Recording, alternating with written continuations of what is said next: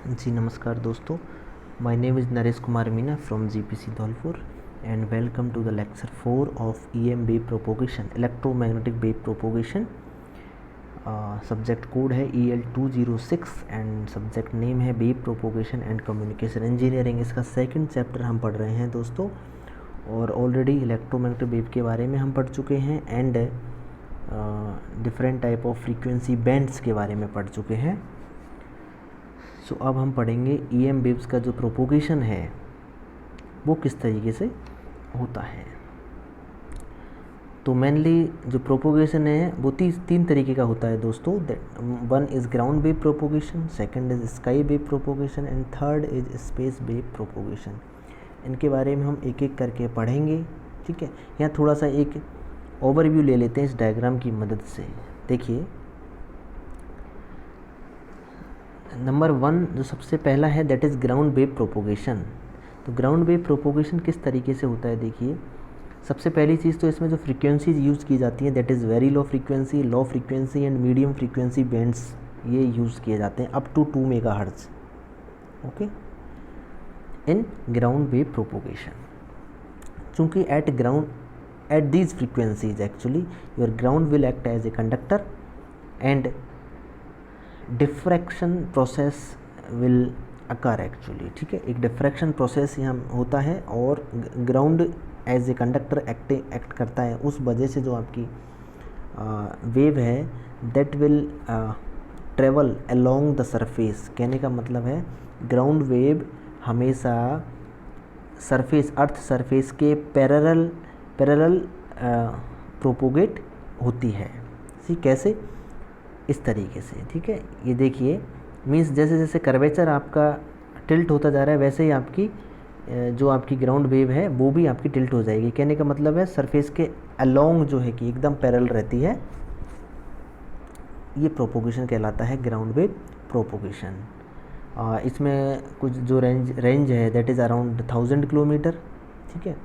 1000 और कई बुक्स में 50 मैक्सिमम जो है, maximum range can be up to 1500 kilometre. तो कह सकते हो आप 1500 किलोमीटर तक जो है कि रेंज होती है in ground wave propagation.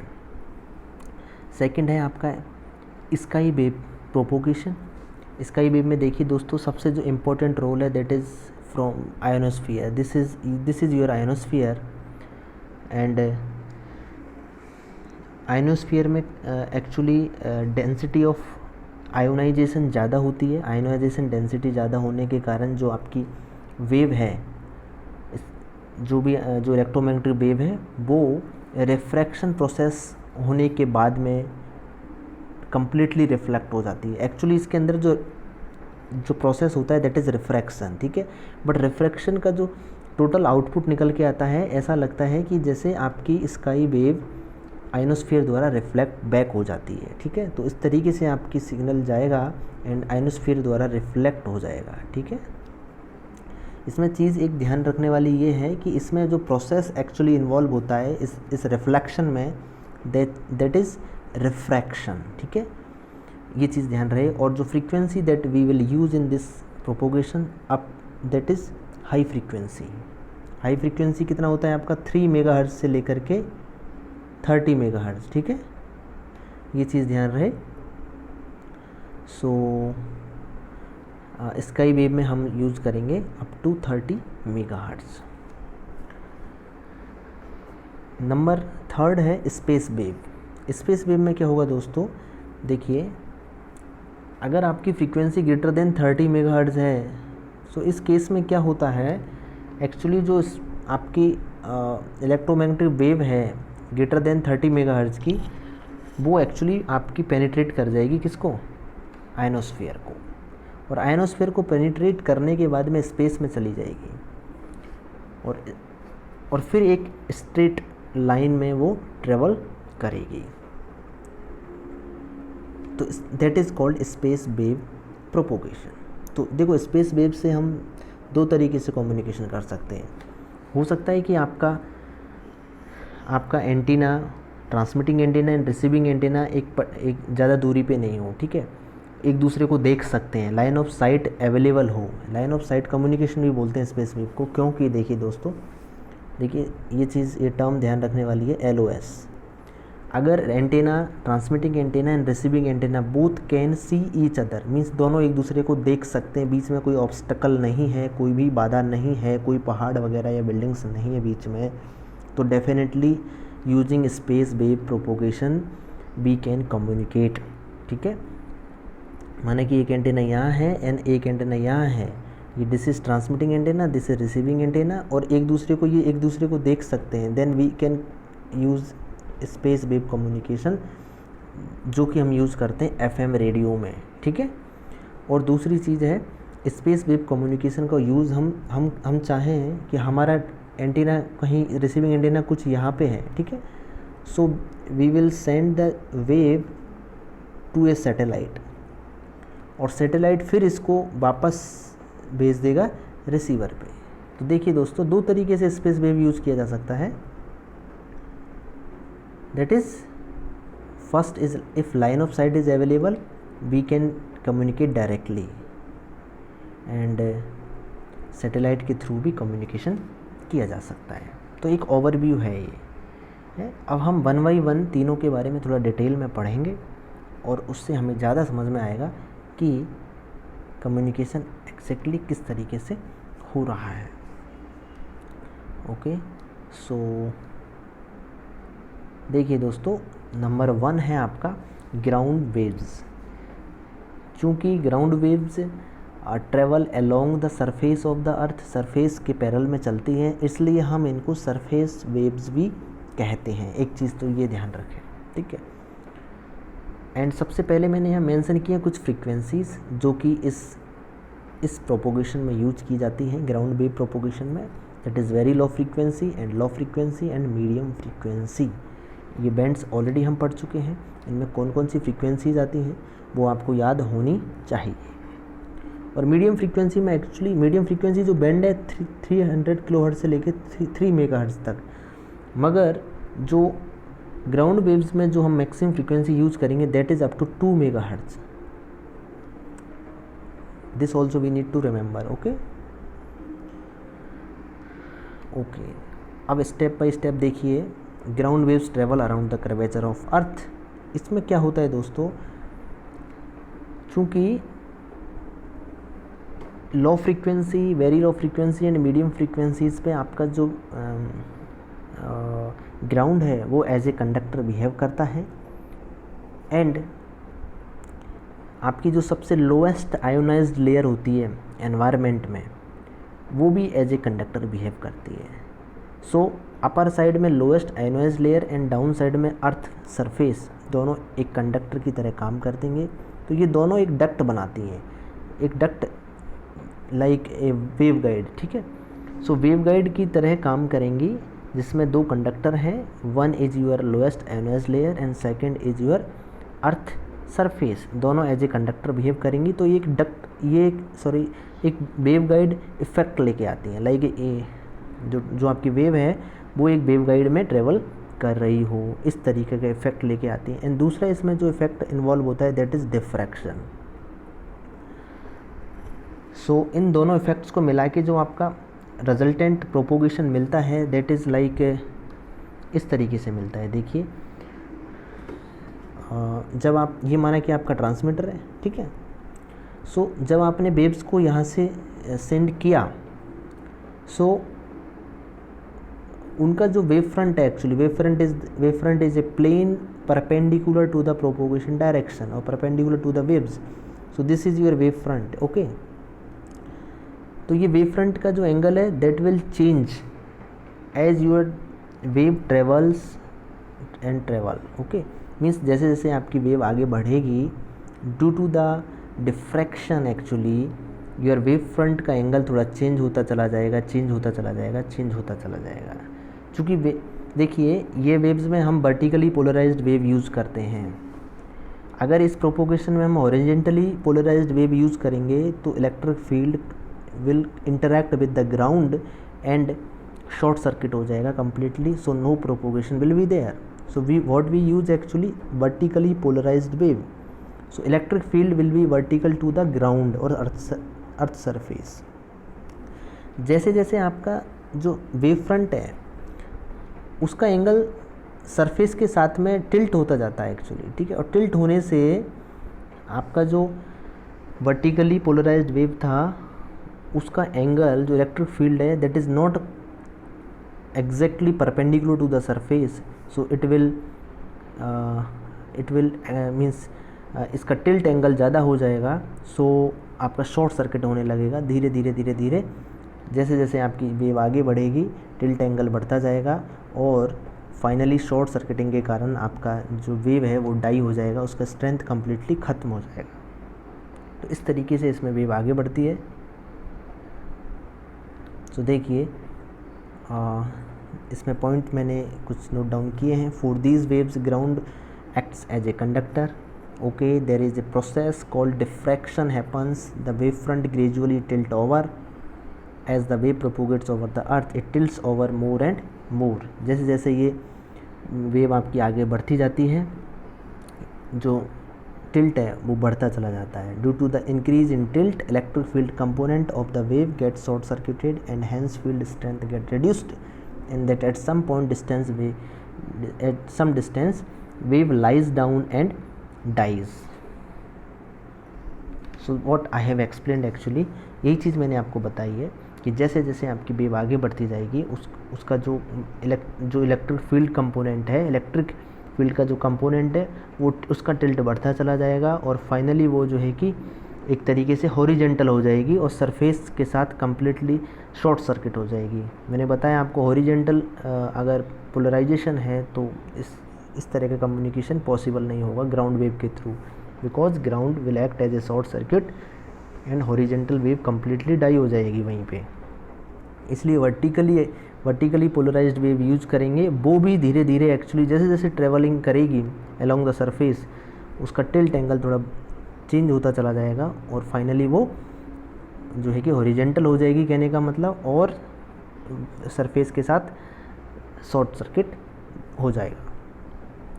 Next point है very low frequency and medium frequency are used, ठीक है। Very low frequency and low frequency also, here this also you can note down.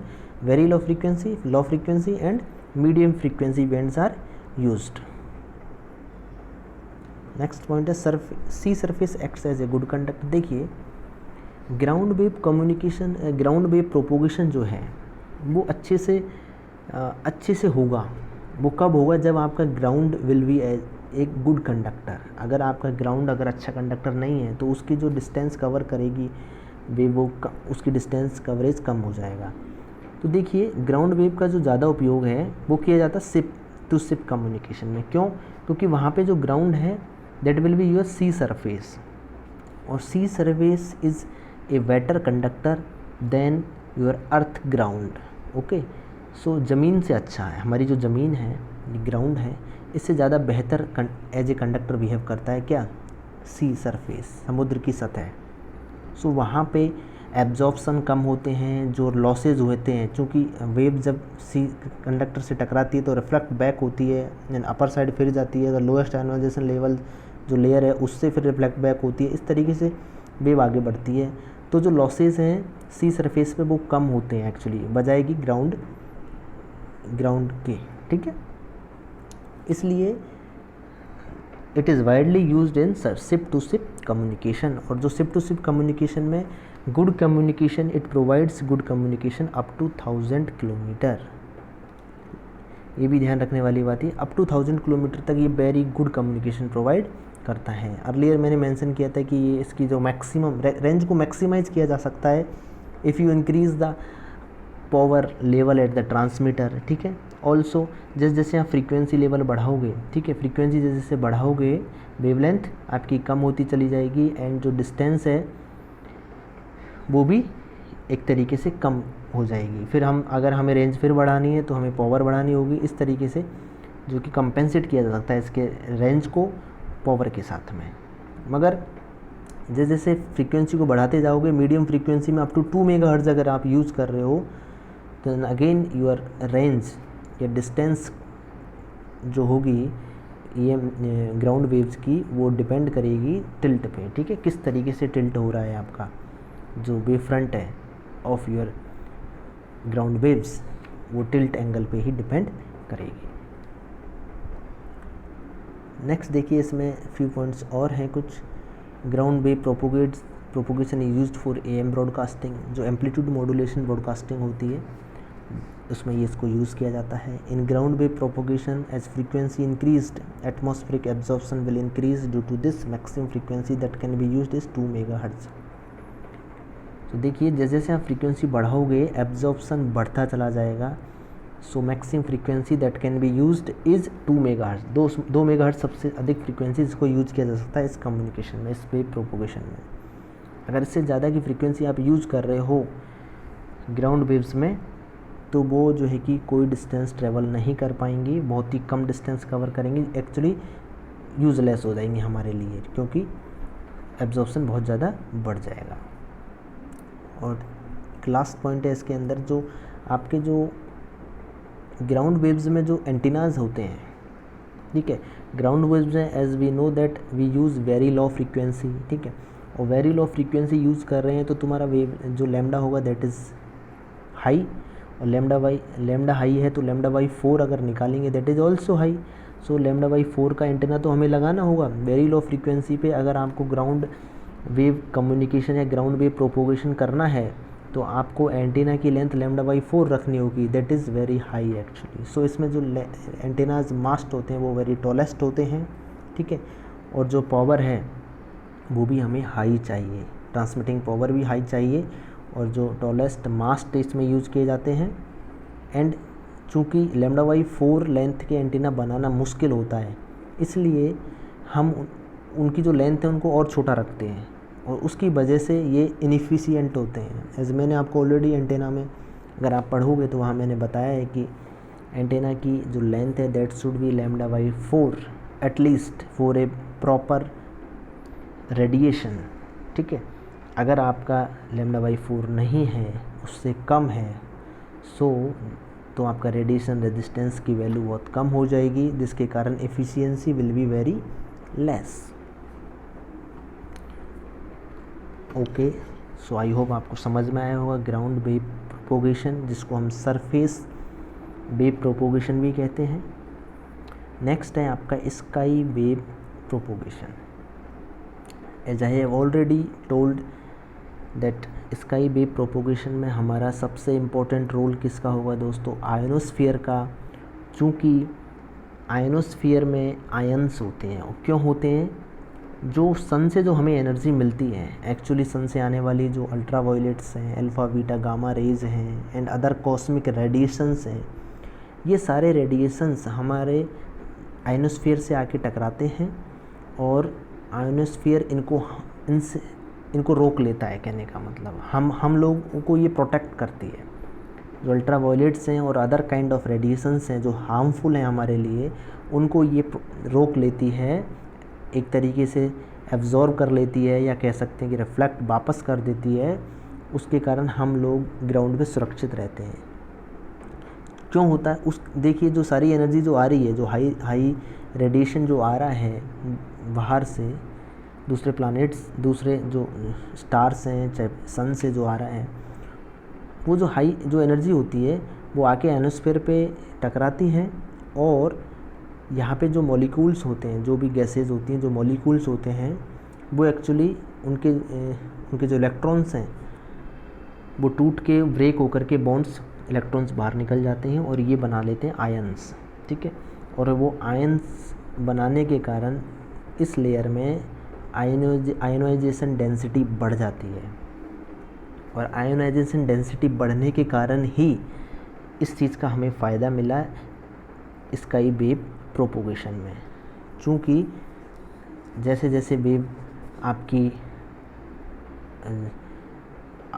ऊपर जाती है, कहने का मतलब जैसे एंटीना से हमने वेव को ट्रांसमिट किया, देखिए ये पॉइंट्स को हम बाद में कवर करेंगे, जो मैं बोल रहा हूँ, ठीक है, ये मैं पॉइंट्स को देख के नहीं बोल रहा हूँ, ये मेरे माइंड में जो पिक्चर बन रही है मैं उसको थोड़ा एक्सप्लेन करने की कोशिश कर रहा हूँ। ये पॉइंट्स को हम बाद में पढ़ सकते हैं, ठीक है, मैं भी इनको एक्सप्लेन करूँगा। सो जो मैं बोल रहा हूँ उसको थोड़ा इमेजिन करने की कोशिश करें। देखिए जैसे एंटेना से आपने इलेक्ट्रोमैग्नेटिक वेव रेडिएट की, ठीक है, हाई फ्रीक्वेंसी, जिनकी फ्रीक्वेंसी क्या होगी, हाई फ्रीक्वेंसी बैंड में रखेंगे, 3 मेगाहर्ट्ज़ से लेकर 30 megahertz.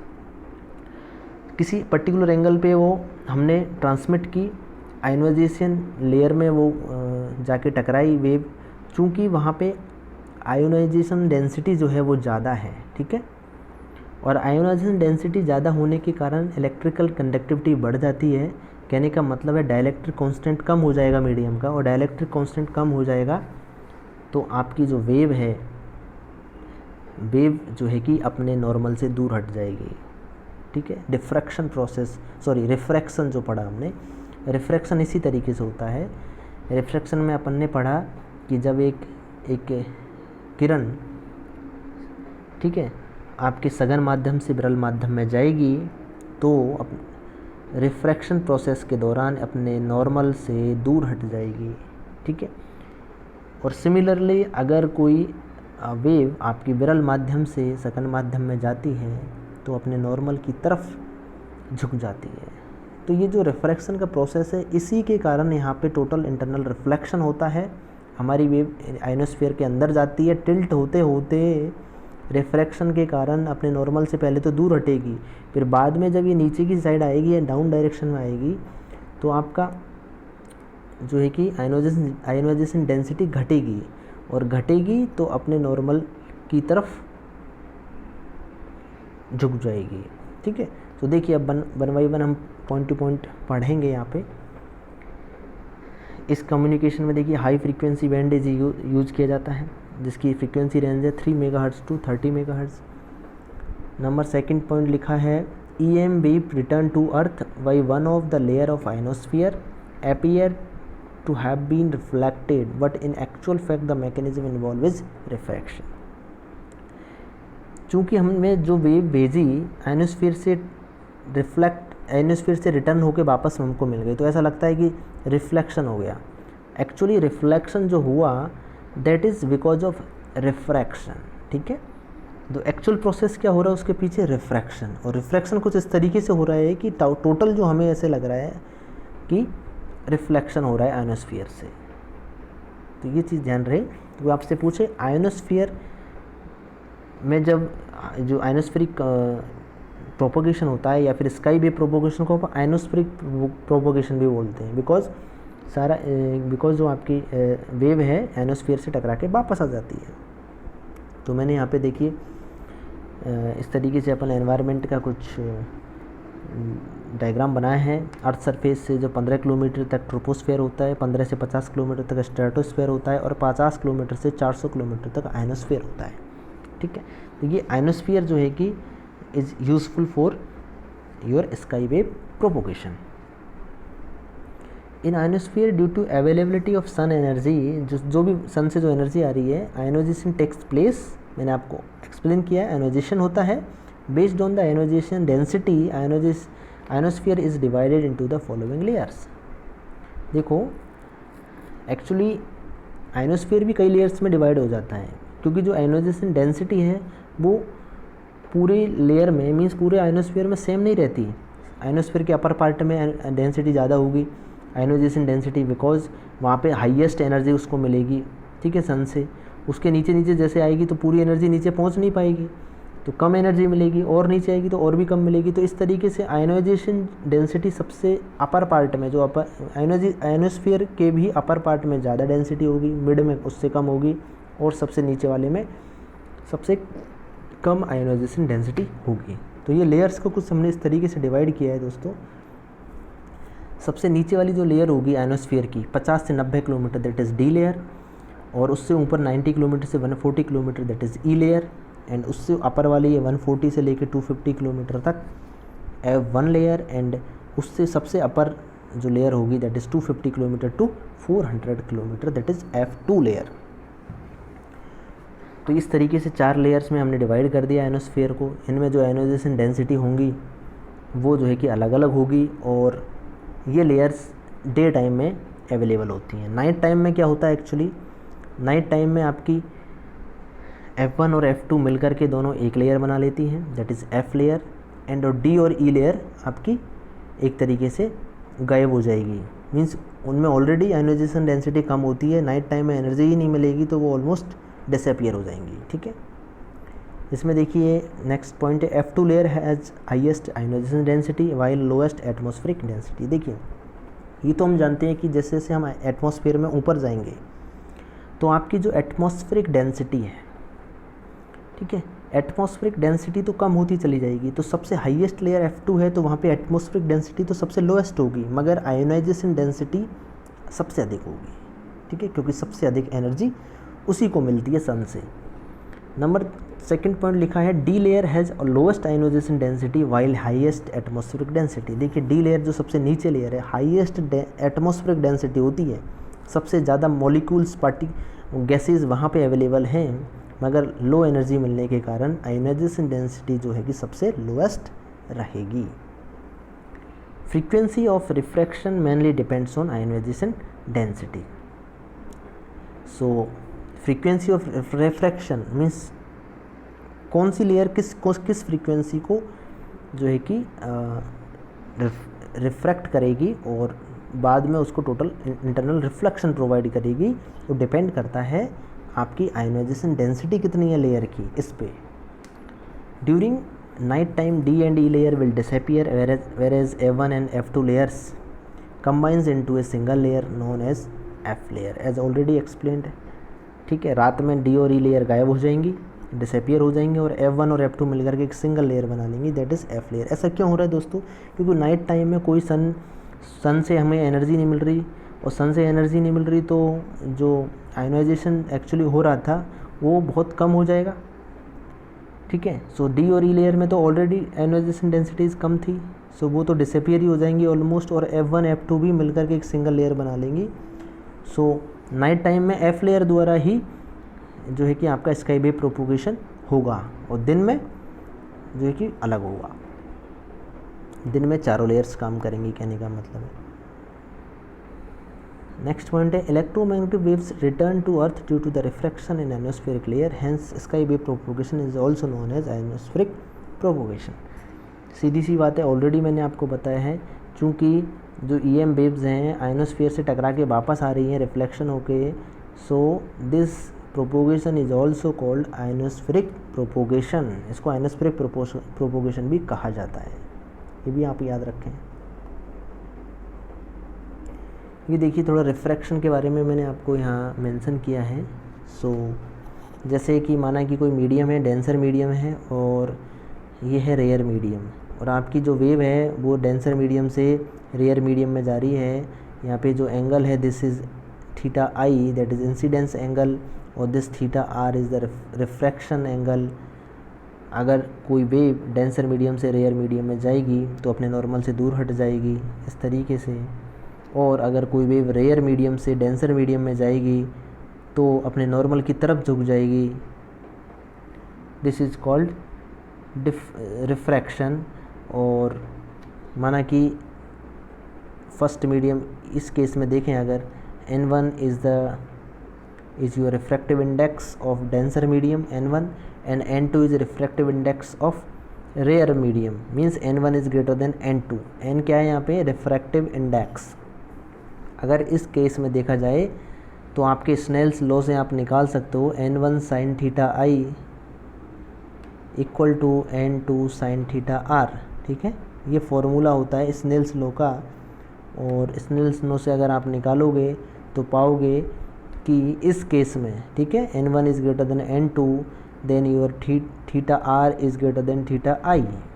Okay, if N1 is less than N2 then your theta I is greater than theta R। So ये स्नेल्स लॉ से हम निकाल सकते हैं, बहुत ज़्यादा डिटेल में जाने की आवश्यकता नहीं है, बस इतना ही याद रखें कि यहाँ पे रिफ्रैक्शन प्रोसेस हो रहा है। डेंसर मीडियम से रेयर मीडियम में जाएगी अगर वेव तो अपने नॉर्मल से दूर हट जाएगी, और रेयर मीडियम से डेंसर में आएगी तो अपने नॉर्मल की तरफ झुक जाएगी। दिस प्रोसेस ही आपका रिफ्रैक्शन है। As the wave approaches ionosphere, देखिए अब यहाँ मैंने मेंशन किया है, जैसे आपकी वेव आयनोस्फीयर को अप्रोच करेगी, जैसे जैसे आयनोस्फीयर की तरफ बढ़ेगी, ionisation densities increases, ionisation density बढ़ जाएगी एंड रिफ्रैक्टिव इंडेक्स डिक्रीजेज।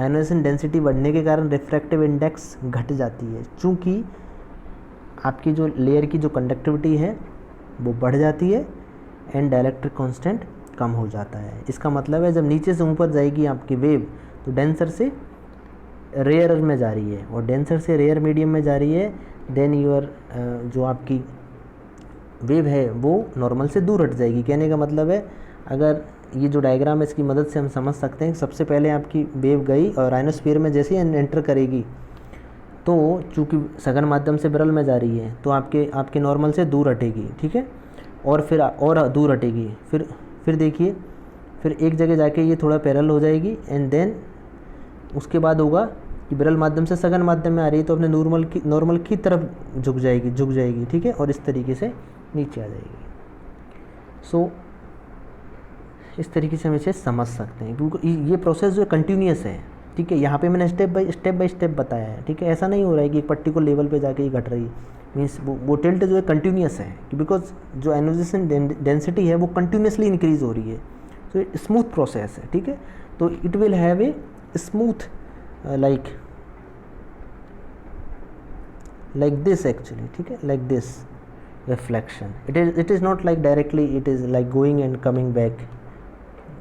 इस तरीके से रिफ्लेक्शन नहीं हो रहा है, ठीक है। ये स्मूथ प्रोसेस है बिल्कुल, और कंटिन्यूस प्रोसेस है, because continuously ionisation density increase होगी तो कंटिन्यूसली टिल्ट जो है कि मिलेगा वेव को, और इस तरीके से बिल्कुल जाएगी स्मूथली, ये वापस आएगी।